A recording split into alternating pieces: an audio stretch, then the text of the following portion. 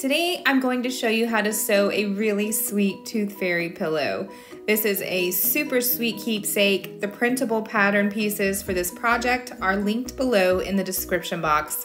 Or if you're watching from our website, alohasewingcompany.com, welcome and sew along. So you can add the ties to this or you can use ribbon. It hangs super sweet over a bedroom doorknob. And the pocket in the front, you can add your tooth fairy money or you can use the printables that I also created to include with this, which is a note from the tooth fairy and also coupons that you can choose to add or write your own on.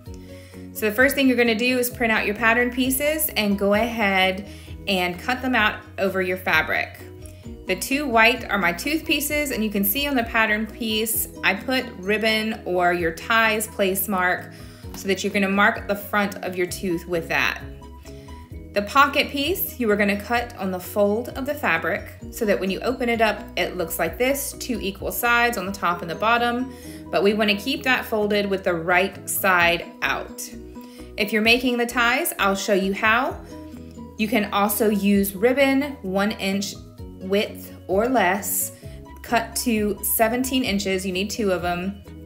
And if you want to make it into a pillow, you can add some polyfill stuffing or whatever stuffing material you have.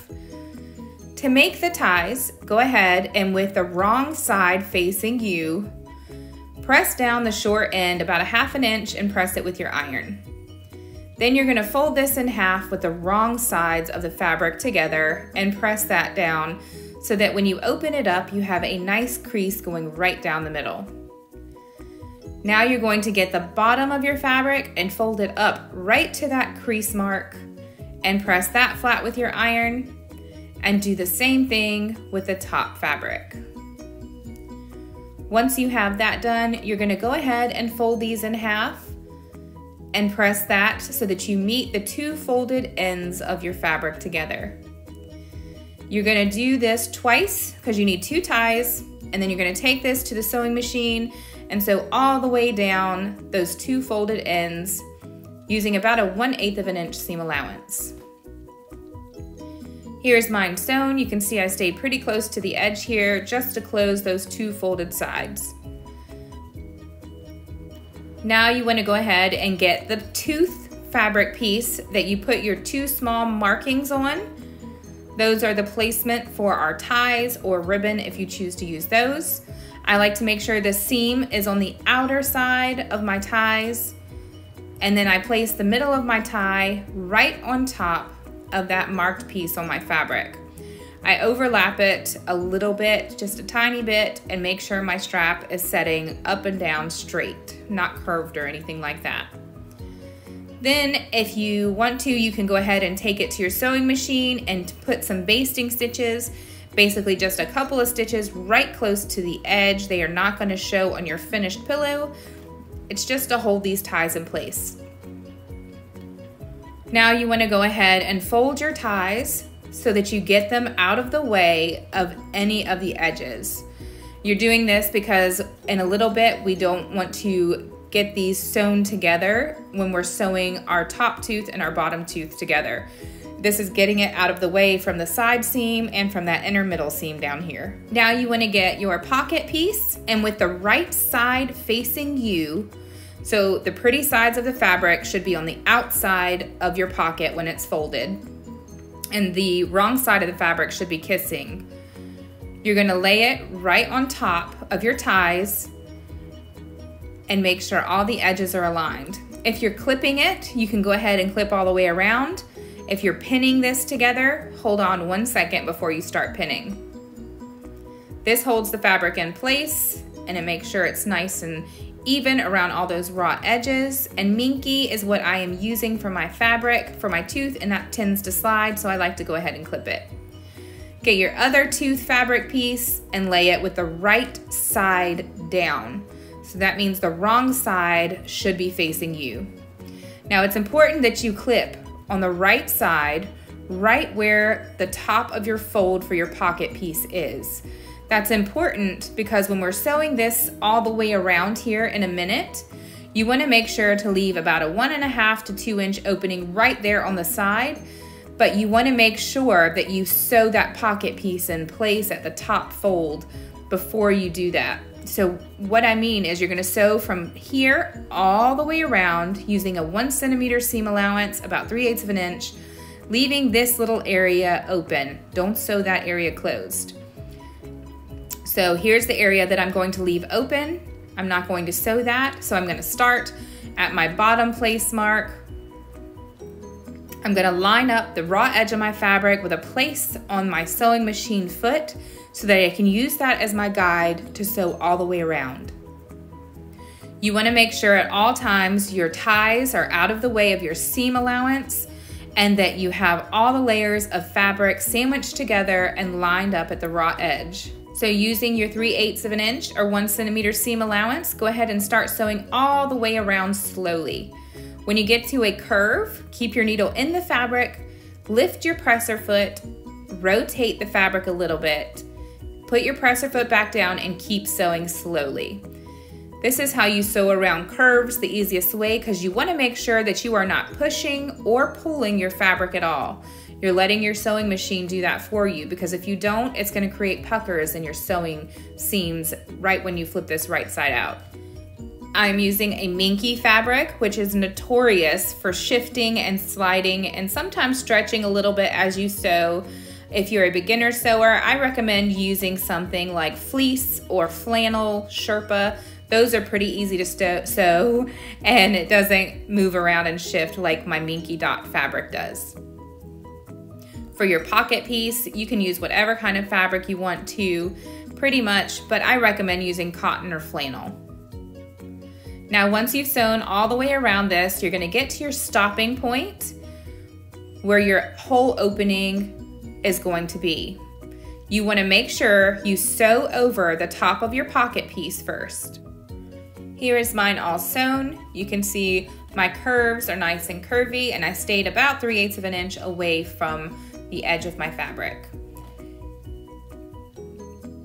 Here is the hole opening that we left on the side. You can see I sewed over the pocket a little bit just before I left that hole opening. And now, if you're not using a fabric, you can cut with pinking shears if you have those. What you want to do is trim down any excess seam allowance, and then you want to cut little slits into your fabric around all of the curves of your tooth. You can also cut off the top of your ties if you have excess fabric there. And you want to cut little slits right up to the stitches, going all the way around any curves of your tooth. This is worth the time that it takes to do, because when you flip this right side out, when you have curvy fabrics, the fabric will pucker if you're not using a stretch fabric. And cotton and fleece and stuff like that doesn't typically stretch. So just some slits all the way around. They don't have to be perfect. And then you're going to go ahead and turn this right side out through that hole opening that we left on the right side.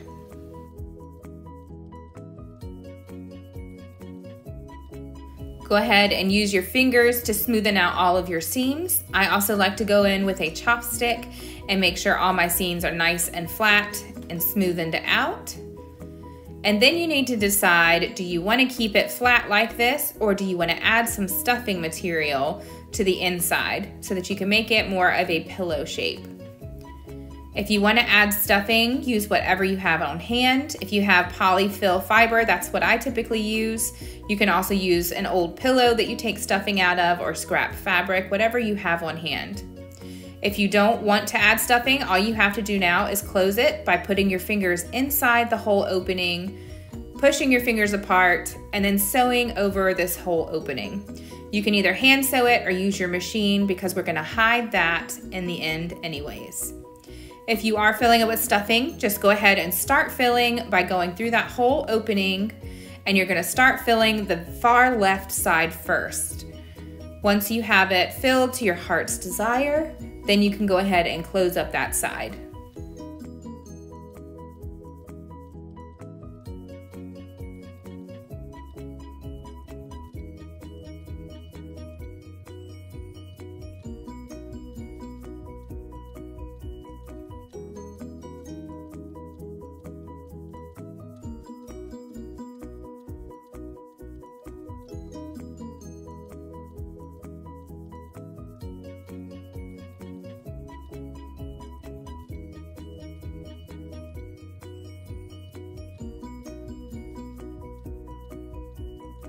Because you won't see this in the end, I'm just gonna take it to my machine and stitch right close to the edge of this curved line on the side using about a 1/8 of an inch seam allowance. Make sure you start and stop with a back stitch for this whole project.